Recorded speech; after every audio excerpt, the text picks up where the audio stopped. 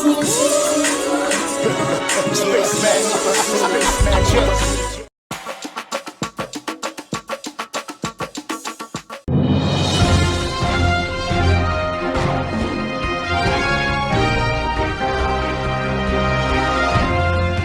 pe bangankolo wangai Telespater loyeli malamu na makamabuki. Voilà, mbote le sako na bino bonso poko elamu na bai oyo bazali kolala mokolo elamu na bai oyo baza na moi. Alors botala vidéo image pardon oyo na tieli bino moko botala. Zawadi alobi boye, j'ai réutilisé ta vaseline.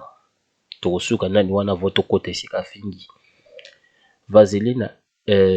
Zawadi alobi a réutiliser, c'est-à-dire a saleli lisusu vaseline oyo Mike asalelaki ye. Zawadi mutalobi yango. Bon, bino ba mama oya mayele te ba misusu babandi kosala video Zawadi ndenge aza wana eske azali zoba mpona aloba ete que Mike alala na ye alors que azana baboti mobali na ye azali na sima ya makambo oyo. Zawadi ayebi kokoma français te et français wana eza Zawadi te mutakomi yango pour vous prouver cela. Zawadi ayebi kokoma français te moto mutaza na sima Zawadi. Donc nga nazali ko suspecter Moïse Mbie, nazo confirmer te maloba na ngai mais naza ko suspecter ye. Mais par contre mobali na ye azali na kati ya makambo oyo ya ku oyo. Pourquoi? Parce que ba audio ebimaki mobali ya Zawadi azalaka kosenga Moïse Mbie mbongo pona soki abimisi mbongo te bakobimisa ba video na ye basalaki ba chantage. Mais bokende kotuna Yvette Kalombo alobaki yango ba audio ezali mobali ya Zawadi asalaki Mike Kalambai chantage soki abimisi mbongo te bakobimisa ba video yango wana. Bomoneli scandale wana ebandaki kobima bakendaki koluka Neneya mpona babebisa image ya Zawadi. Pourquoi baluka bibokati ezali hasard mponi balukaki Neneya mponi bakenda kozwa bato misu te, bakenda kozwa Vincent te, bakenda kozwa ba Mbuta Lokoso te, bakenda kozwa surtout Petio ko munene Petio mwana oyo afinga afego comment il s'appelle le petit là, Ken Piaka mponi bakenda kozwa ye te. Et pourtant Ken Piaka yebani makasi na net bakoka kozwa ye mponi bakendaki kozwa ye te aloba. Pourquoi ka bakenda mpona nini ka bakendaki kozwa Neneya? Posez-vous des questions. Parce que c'est clair. Parce que Yvette azalaka moninga ya Neneya. Donc, bango bayibi que Nene azalaka proche pe ya Mike. Voilà pourquoi. Yangona bomonaka petite Yvette abimisaka audio azolobake. Abimisaka audio ya nano ya Neneya. Oyo isika Nene azoloba. Ce qui a Mike apesinge de côté angana otake. Mais c'est ça. Parce que Nene ici bazwa qui est déjà. Donc, akomaki déjà ko tia moi ba net genre azolo bango na ninga blague. Or aki azalaka penza sur na makambo na ye. Et c'est pour ça Nene abimaka motabanda akomisi makambo show na net sur Zawadi na Mike ezali Neneya. Parce que Neneya, la preuve Nene azalaka osa asengaka mbongo. Nene alobaka nini bokezo ba live na ye boyo kwa Nene azoloba ngo alobaka boyi. Soki Mike Kalamba yo pesinga tel somme boyi te po bato ba pesinga makambo yo ba pesinga ba photo na ba video balobi nga o pesanga tel somme. Soki o pesinga tel somme te nga na kobimisa ba biloko oyo. C'est ce que Nene avait dit. Bato batindeleki ezaki Zawadi na mobali na ye mutu batindeleki yango Neneya. Parce que ezali kuna bango. Bokende tala ba video ya maman international. Maman Mamo international alobi boy. Asalaki analyse sur papa soki Roland Dalo wana balingaki donc bango but na bango ezali balia Mike Kalambai. Quand vous ne comprenez pas ce qui se passe là, franchement les gens, surtout ba mama ba YouTube, bozo pesa nga mawa moko na ba analyse na bine po là, kaka, Mike Ndoki, Mike Boye bon. Moi si oyo ba violer parce que nga na kosunga bino ba mama ba YouTube parce que bino ba analyse na bino ezala kaka ya kofinga. Donc c'est pour ça nazo benga bino ba illettré, boyebi kotanga te, bozo ça peut ba te soni. Moi si oyo ba violer, yoka makambo azokoma. J'ai réutilisé ta vaseline. Yo moto ba violeur na vaseline. Okoya kokumisa ngo lisusu. Parce que oyo ezali kokumisa te. Azo yebisa Mike non abandeli kosalela lisusu vaseline wana seki asepelaka na ye nango. Seki asepeli na babetaka ye na sima. Bon, ye alebe abandeli kosalela vaseline. Asali yango siko na nani? Na mobali na ye, to na mobali mususu, to na Mike. Posez-vous des questions. Et vous, tellement vous n'êtes pas intelligent, namba ba maman ou baza koloba, oh, mais ceux qui pensent ça, ils ont le kuta. Azana li, azamoto, moi c'est libala. Akouraki jamais mis sampi saboye. Oh, mobali na ya azali d'accord. Non, quand il y a du risque, on n'a pas. Parce que mobali na ya azali na katia makambo wana. Et pour vous prouver cela, ben, kaka maloba ya Zawadi ye moko zoboma ye parce que Zawadi a tiré image à l'objet j'ai réutilisé ta vaseline. Donc a bandeli ko sali la vaseline ya Mike parce que vaseline ya asali yango na nani. Atiako na masoko na ye mais soki atiako na masoko na ye c'est que moto moko ba beti lisusu mankidi na sima masoko. C'est ce que vous n'avez pas compris. Donc oyo message oyo Zawadi awuti koloba donc na wuto salela soko na wuto salela na sima masoko na vaseline. Bon nana sali yango Mike mais yango bino ba mama oyo ya YouTube Mike bokenda kela cité bolexaka tango na bino kaka kofinga Mike mais moto azokoma buzoba boye donc ezolobela bino ate loko mote na bongo na bino ata kutu Mike on paza na masumu ngo ya ndenge nini penza moto akomi boye j'ai réutilisé ta vaseline. Donc moi ce ba violer eza lokwa neti yo mama ba uti ko violer yo. Allez moto oyo ya violer ki yo wana yo zo bwa kele bimbwa kelo yebise oui na saleli sima oyo sika yo salela ki ngai ozo yebise bon. Bon siko wana election c'est que c'est blague non non. Moto ba violer so bona sala a komisaka. Donc ça prouve que azo zongo drôle parce que quoi azo zongo drôle Zawadi azo zongo drôle ndeni parce que Zawadi a yebi conscience na yebi que non bato nyonso bazo finga Mike parce que bazo bengi vaseline parce que ye muta pesi kombo vaseline wana disons plutôt succès en fait c'est moi fala sanakati. Donc il y a quand ça il comme moi momoko de succès comme momo ya carrière donc azu le comme le rôle la BBC image ya Mike. C'est pour ça le bin Mike na réutiliser vaseline na yo. Bon ye muta uti ko réutiliser vaseline ya Mike. Alobi a commis c'est pourquoi tu es fou. Bon moto ba vieux yo ofinga isu fundenge nini. Yo muto za folle parce que yo muto za folle yo muto o accusé Mike que a violé yo. Mais yo le bik a violé qui on a vaseline. Oza ko loba susu o saleli susu vaseline wana. Maintenant naza liboma eza yo eza Mike ta Zawada oza penza ndoki. Et je ne comprends pas pourquoi il y a toujours des gens qui te encouragent dans ces bêtises là. Et je ne comprends toujours pas pourquoi il y a des mamans, il y a ba YouTube, oh ba kenda kela cité, ba azali ko lobaki yo za na raison. Pourquoi? C'est pathétique.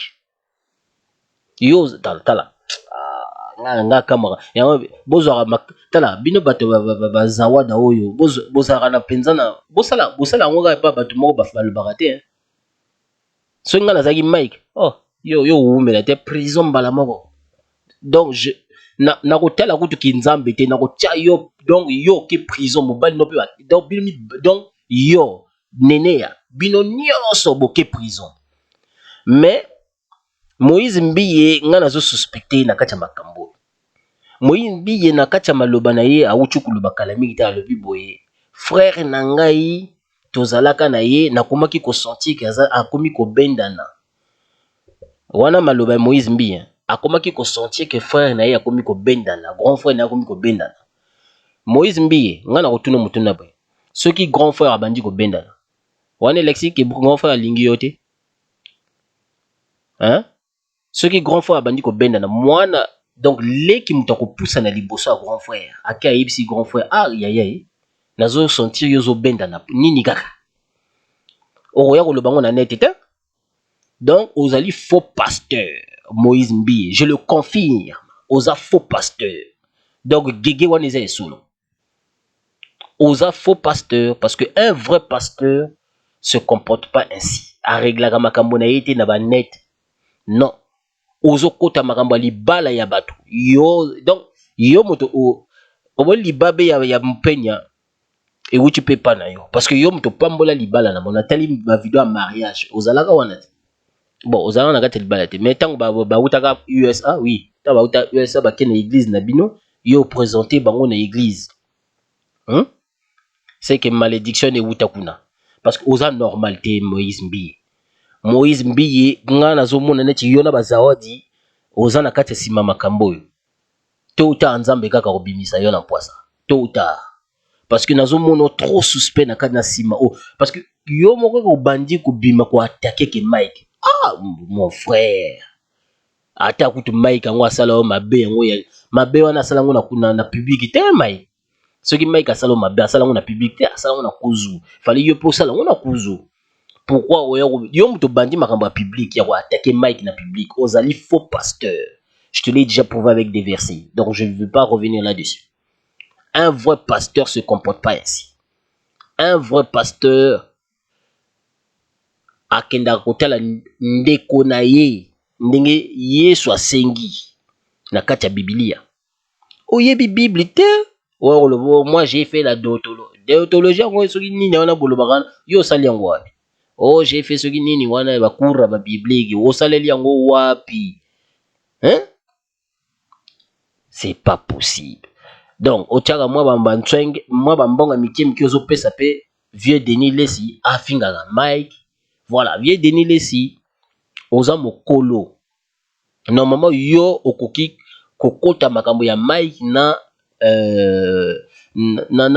Moïse Mbi boye te yo nde muto osengelaki okabola bango obandi ko attaquer Mike c'est comme si Mike a attaqué yo vieux tozomona esika moko te Mike aza ko attaquer yo mais yo ozoleka na banet oza ko attaquer Mike eza malamu te ozali soit disons mosali ya nzambe yo kutu ozalaka no mosali ya nzambe te so bimisa na yo panda kala milumbu na yo eza na net hein simba goromane na yo donc simba goro na yo osala neti biloko ba sexuel on ozali démon ça se fait pas ça oza pasteur te oza pe prophète te de point ozora pe titre oui ki prophète yo prophétisa nini pe salama pe na ba Kongo wana na braza ba bengana parce que ba découvrir makambo no ningi to bimisa ona poisa hein oyebi yango très bien point otiaka likolo na braza te oyebi yango Denis Lesi yo yebi yango pourquoi otiaka lisu likolo okosela bato omokosa na braza na bolaki batiaka keko moko ya or na soki esika okosa ba on dirait que le yo tala Denis Lesi là voilà ça sont déjà de base avant à la président yebi azali azali chef coutumier so yebi yango te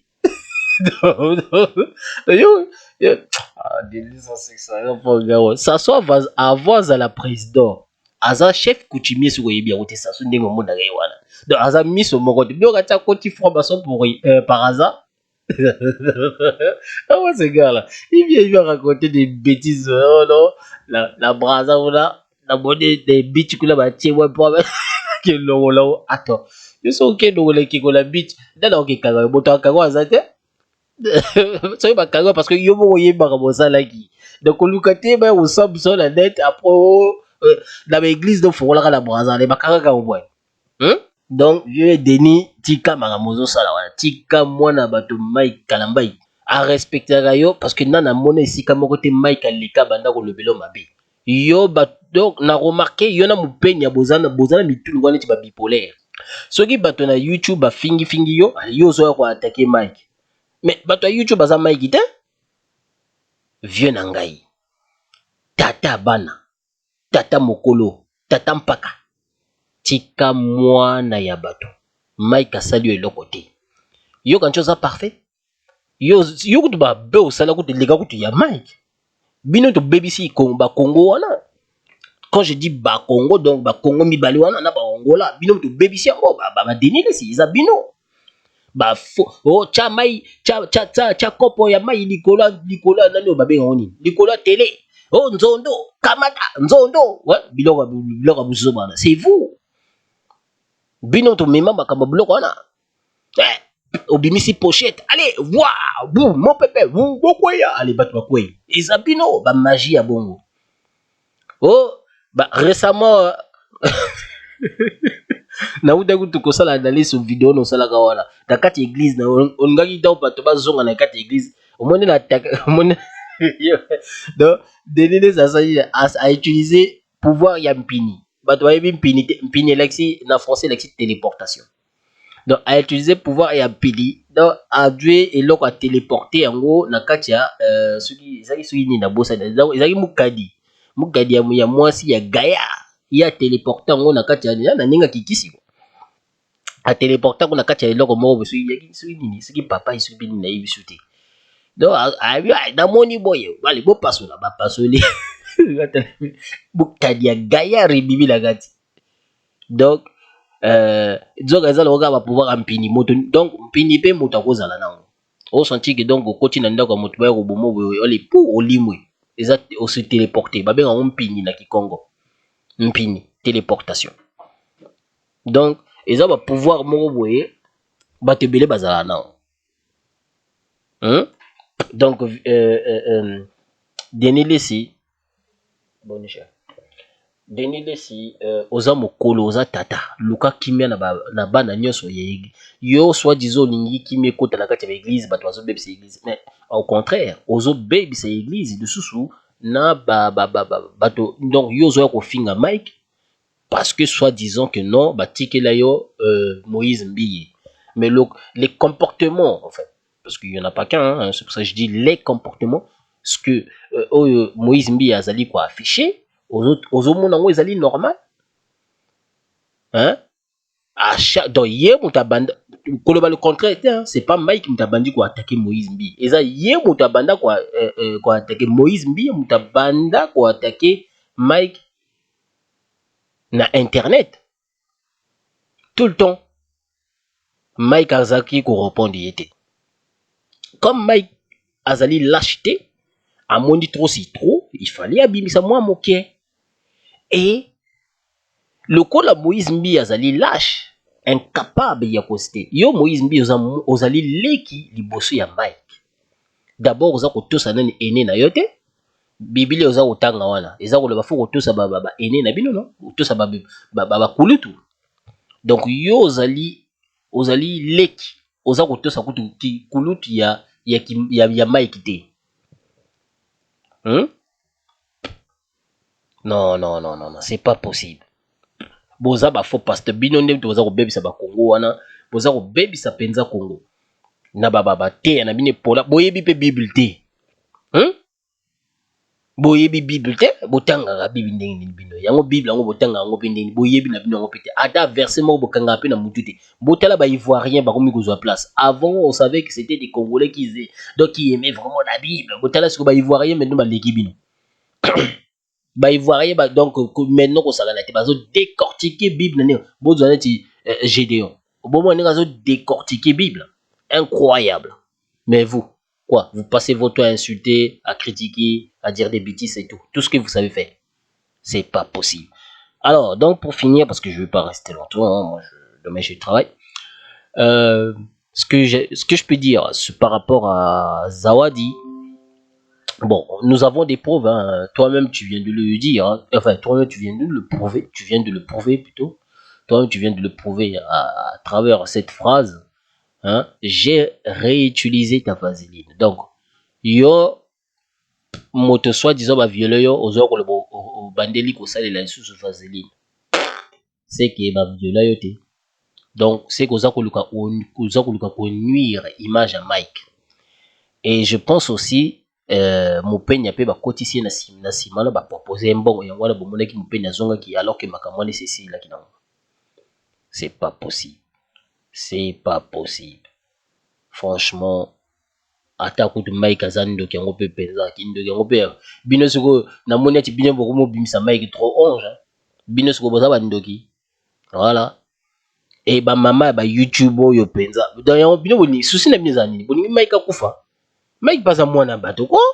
Ya bato parce que azana ba boti na ye. Mike paza mwana ya bato. Yango bino souci na bino za nini? Boni Mike akufa.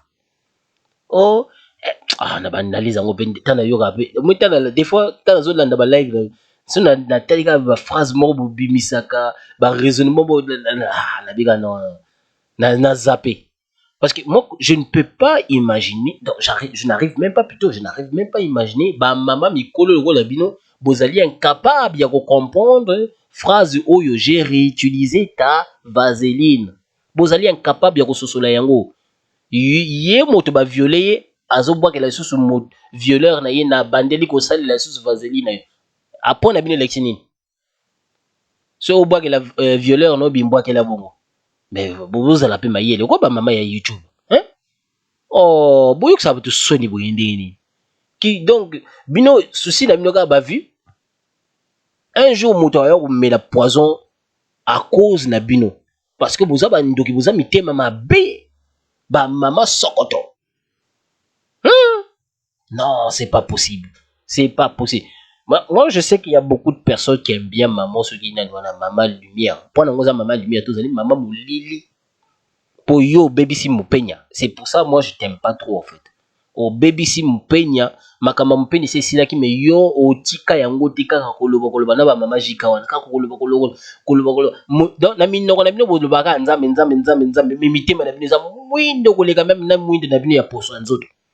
Boza ba ndoki moko na ndinga osakana te bino ba mama oyo na minoko na bino boza bo bimisa monoko kombo ya nzambe mais mitema na bino est-ce que yebi nzambe c'est pas parce que vous criez au nom de Dieu, nom de tatata, nom de fata et cela signifie que vous êtes vraiment des vrais croyantes. Non, vous n'êtes pas des croyantes, vous êtes des démons.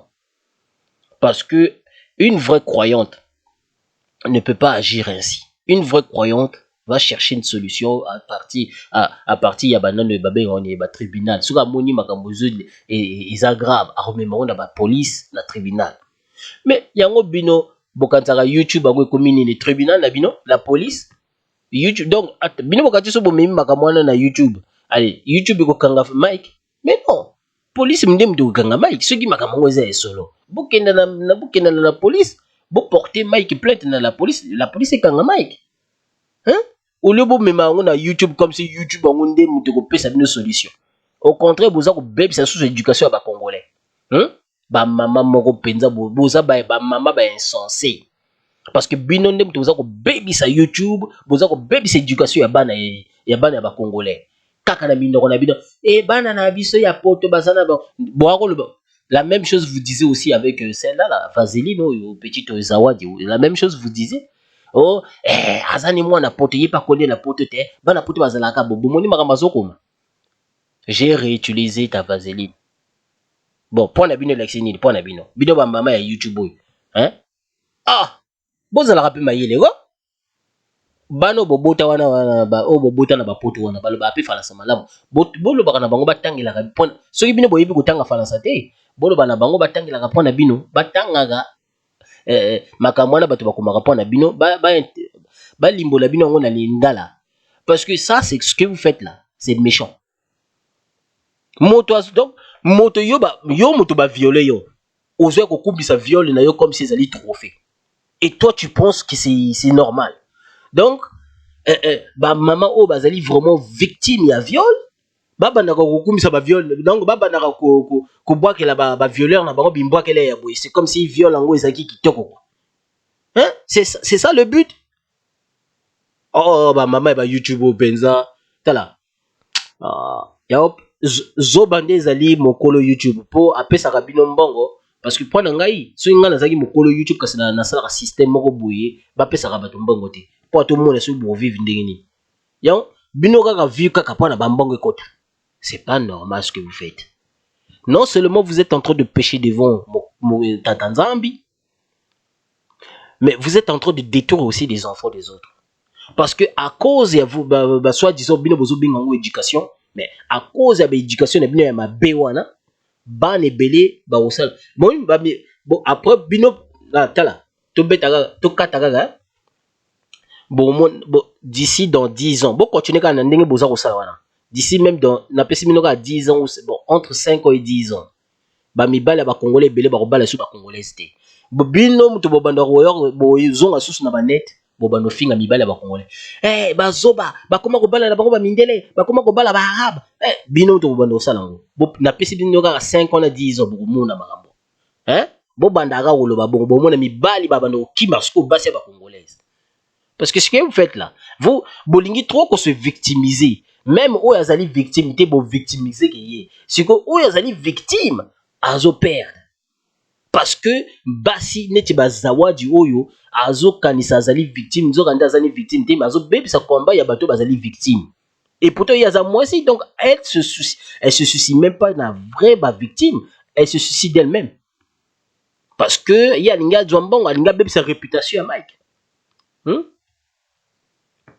ata binomoko na kati donc binomoko bozomona ye zawadi wana ba conversation ye moko donc ye moko asali na Mike na kati ya babenga ngoni eloko oyo WhatsApp atindeli bino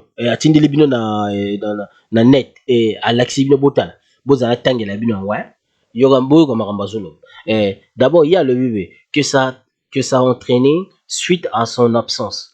Bonjour, appelez-moi. Voilà, hier Zawadi mda azo akome. Mais c'est sûr qu'il c'est pas Zawadi, hein, mais ça WhatsApp naie azo komela Mike. Boyo ganinga le abi bonjour. Appelez-moi au plus vite, merci. Je suis plus que choqué en fait. Je suis plus que choqué. Je t'ai appelé plusieurs fois sans réponse. J'ai quitté mes 4 enfants et mon mari juste pour venir travailler avec vous et c'est ce que vous me faites. Hein? Bon. Est-ce que Mike Mtaïb c'est qui along atika bananae atika bananae atika pe mobile nae pona aya kosa la featuring nae ye moko zawadi mtazolo babona munoko na ye mtatindeli Mike bodana ko afficher binongwa makambo nazo tanga bomona ye moko azo donc azolo bakeno atiki libota na ye pona ke na kotala akena kosala featuring na Mike eza Mike te mtabengaki ye moko mtatiki libota na ye boyo kasiko suite pour travailler avec vous et c'est ce que vous me faites hein. J'ai beaucoup dépensé sur ce projet et que vous ne vous présentiez pas le jour du tournage n'était pas bon et le pire était que vous n'appeliez bon français vous comprendre n'appelez pas ou n'envoyez pas de notification donc Zawadi aza ko reprocher Mike aza ko benga yete Mike aza ko tia ata asinité et pas na bango ye Zawadi mtalibi moto ba violer yo somona moto ba violer yo ozo landela yebo moni ye mtazo landela Mike mais Mike azo répondre yete bolanda suite alors oui j'ai payé John pour ce featuring et être traité comme j'ai été traité est choquant. Gardez l'argent dont vous m'avez parlé. Mon mari s'en est occupé. Je suis tellement blessé en ce moment, beaucoup sacrifié pour être... bon, parce que là, on voit plus rien parce que c'est barré. Je suis venu pour 2 semaines. L'avait traîné à 1 mois et je ne sais quoi. Maintenant, j'ai été assez passé, hein? Bon, bref, pour t'attendre, car tu me disais d'ajouter 1 semaine de plus. J'ai fait tout ce que vous m'avez dit, j'ai fait tout ce que vous avez dit, et pourtant, je rentre chez moi avec 0 travail. Bon, avant tout temps, la réponse, il y a Mike. N'a posé une question. Yé moto ba violé. Azako benga. Donc, ce qui, donc ça, yé moko, Zawadi za mayele te. Et là, il y a publié, et zo l'ex a été, Donc Mike asala ye le côté parce que à chaque fois ye ndem tazo luka Mike azako luka été parce que Mike ako kima bango. Vous voyez, c'est qu'on réponse à Mike Zanini boyoka. Mike a le binebo. OK, on peut se voir demain à 17h chez moi à la maison. Mais il faut que John soit aussi là. Bon, ce qui Mike alingaki abimana ye alala na ye. Alingaki jamais koloba na ye yakana John. Non, alingaki koloba nika yaka yomoko. Awa Mike alobi na ye yakana John. Donc John wana za mobile. Sikoyo viol wane kosala mandingi. Ba mama ya ba YouTube oyo. Bino boza ko se baser kaka na oyo izobima na munoko. Mais boza ko se baser na ba écrité. En plus, ce qui est chiant, conversation ba bimisi nyoso te. Parce que tu n'as pas comprendre penza mais bon na moi mukio ba pesi oyo tozo comprendre parce que motazo comme belé eza mwasi eza zawadi mutakomi belé. Mais motakomi mukie eza Mike. Donc Mike ako kima na ye bango. Donc Mike ako kima na ye bango quand je dis bango c'est-à-dire ye mwasi na mobali wana. Na mobali na ye libala. Oh ye soit disant non Mike écoute a proposé que mbongo je pense mbongo wana parce que ba ça la featuring so ba juma mbongo ils apprennent un projet ya musique je pense pour na mbongo wana ya wana ye siko moi ça le bin non na lingi so mbongo wana te mais mobile nanga sont chargé a sont chargé na nini donc forcément mobile na ye ayebaki makamba projet ya featuring quand je vous ai dit que ceux qui moi si oyo zawadi ya bimi na net pour na ko sambwisa Mike c'est mobile na yaza au courant na makambo nyonso mobile mtatindi bino bozolo bona zo kosa mais awa ye moko alobi yango c'est elle même qui a écrit c'est pas moi alobi boy je vais relire la partie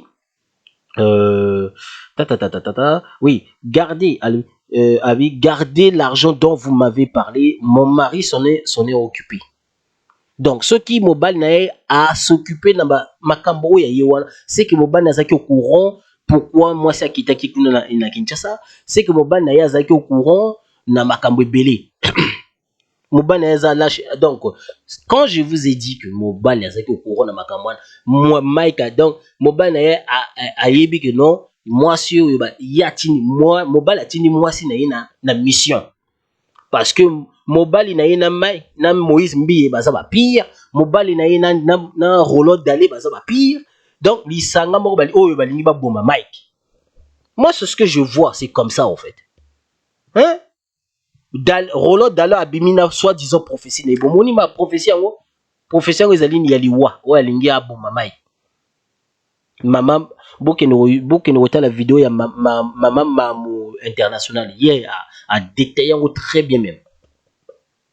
Donc les mamans de YouTube là, quand vous n'avez rien à faire, arrêtez de faire des choses juste pour faire. Vous êtes incapable de faire l'analyse. Vous êtes incapable de faire même test oyo zawadi akomi. Vous êtes incapable de faire la makambo. Zawadi mbala libuso lobi non azana zemité yeba tikala ko zemité. Yemoko pa zongi lobi non azana zemia Mike. Idanga moni Yvette lobi ne biso to bwaka kabana te memela biso mwana esali bomo parce que projet na bango ezalaki déjà fois ba yako loba non moi zemelongwe mais lokola bango ba moni libota ya Mike ndimi mwana wana ba bino to kusukela wati to lobaka ka moi zemelongwe voilà et yemoka zongi so lobi non zemelongwe et vous continuez toujours à croire que non yena Mike donc Mike a violé qui boza mtema mabe. C'est que bino ba mama ba YouTube oza ba ndoki bino bolingi kaka Mike faza kaka fautif. Oh faut arrêter ça. Faut arrêter.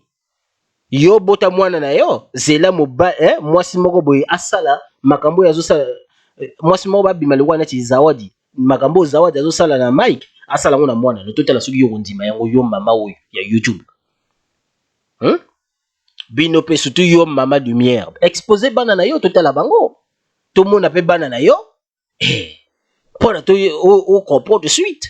C'est pas normal ce que tu fais, maman, maman Molilio. C'est pas normal. Moi, je sais qu'il y a beaucoup de personnes qui t'aiment parce que yo, makamono za la kaka mibala ba congolais ba ndoki mibala yango bokufa yango bozalaka ba célibataire donc wana mankili ezobeta bino donc mibali basimbaka bino te boboya mibali mankili ezosimba donc ezobeta bino mibali bazosala bino bien te parce que bozana mibali te donc kanda wana oyo donc lokola bokabwana na mibali na bino bakongolais yango wana bolinga kotiango na mibali nyonso ya bakongolais moto apekisa bino bolinga mobali bachinois baza te moto apekisa bino bolinga baarabe baza te bamama oyo bokenda kolinga bikolo misusu au lieu de s'en charger attends mibali ya bakongolais baza na mobali ya congolais aza na ye soit disant comment dirais-je polygame alingaka na ye aza ndumba ndenge bolobaka comme si mwasi ya congolaise azali mosantu comme si mwasi ya congolaise ye atrompaka te tala je suis pas là pour faire des reproches là-bas maman ya mais je suis là pour vous expliquer phrase ya Zawadi j'ai réutilisé ta vaseline phrase wana ebeti ye moko Zawadi mbata penza ekangi liso na monoko ye moko akomi bon c'est sûr qu'ils a été mais ça moto azotinda ye muta komi mais tout le baye parce que batie image na ye ils na compte na ye voilà ye moko akomi pe beti ye moko pe mbata lisusu voilà bon nga naza lisusu na mingi koloba te atiki bino peace and love nzamba zala na bino. S'abonnez-vous.